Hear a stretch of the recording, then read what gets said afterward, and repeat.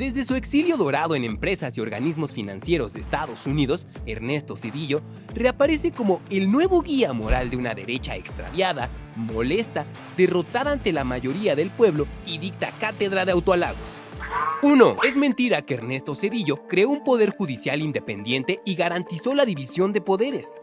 El 1 de noviembre de 2024, Ernesto Zedillo publicó un artículo en el Washington Post en el que asegura que con su reforma de 1994 consiguió un poder judicial independiente, omitiendo que fue un decretazo del mismo Zedillo el que rediseñó la Suprema Corte de Justicia y que 30 años después, alrededor del 70% de los mexicanos considera un órgano corrupto e ineficaz. Entre el 5 de diciembre de 1994 y el 26 de enero de 1995, en menos de 2 meses, Ernesto Zedillo presentó y promulgó las reformas a 20 artículos de la Constitución, aprobadas con mayoría en el Congreso de la Unión por el PRI y el PAN, que mediante la figura de jubilación inmediata separó de su cargo a los 26 ministros de la Corte.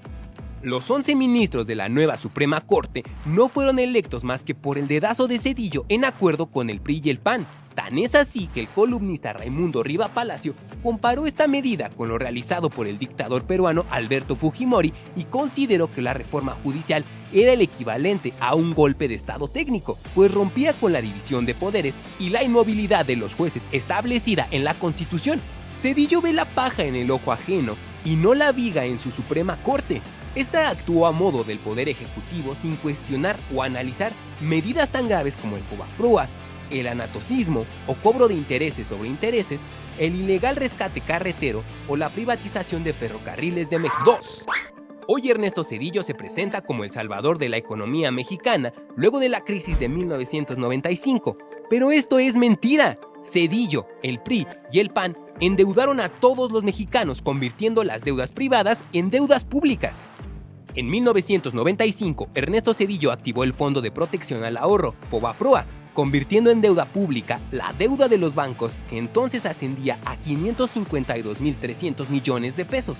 El 12 de diciembre de 1998, en contra de la voluntad popular, los diputados del PRI y el PAN aprobaron la Ley de Protección al Ahorro Bancario. Actualmente, 1 de cada 10 pesos de la deuda interna de México corresponde al Fobaproa, la cual ya alcanza 1.096.877.7 millones de pesos.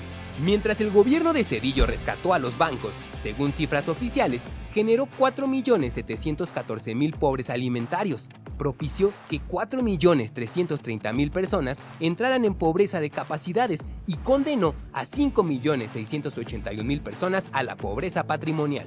Los ministros heredados de Zedillo determinaron en 2005 no revisar las irregularidades del Fobaproa en 4 bancos. 3. Las matanzas de Aguas Blancas y Acteal, los derechos humanos que Zedillo no defendió. Aunque en su artículo del Washington Post Ernesto Zedillo se define a sí mismo como un demócrata, las masacres de Aguas Blancas y Acteal lo definen de otra manera. El 28 de junio de 1995, 17 campesinos fueron asesinados por policías y agentes judiciales, quienes dispararon contra los indefensos campesinos a 3 kilómetros del poblado de Aguas Blancas, Guerrero. El 22 de diciembre de 1997, un grupo de 60 paramilitares disparó con armas exclusivas del ejército contra un grupo de indígenas tzotziles mientras se encontraban orando dentro de una ermita, con un saldo de 45 personas muertas. En 2009, la segunda sala de la Suprema Corte determinó que el Estado no debía pagar compensación a 2 detenidos de la matanza de Acteal que pasaron 11 años en la cárcel. 4. Las privatizaciones de Zedillo, el despojo a todas y todos los mexicanos. Ernesto Zedillo continuó con la política neoliberal y las privatizaciones iniciadas por Carlos Salinas de Gortari. De 1994 a 2000, Zedillo privatizó puertos, aeropuertos, minas, satélites y el negocio del gas. La privatización férrea se llevó a cabo mediante la concesión a empresas privadas por 50 años, incluida una al Grupo Ferroviario Mexicano, empresa filial de Union Pacific, en la que Ernesto Zedillo participó en su consejo de administración tras finalizar su presidencia, materializando así la puerta giratoria. Durante su gobierno, Zedillo benefició a una empresa ferrocarrilera privada y luego esta lo benefició a él. La Suprema Corte de Justicia de la Nación, creada por Ernesto Zedillo en 1995, nunca se opuso a las privatizaciones del gobierno zedillista, a pesar de que el pueblo de México sí lo hizo.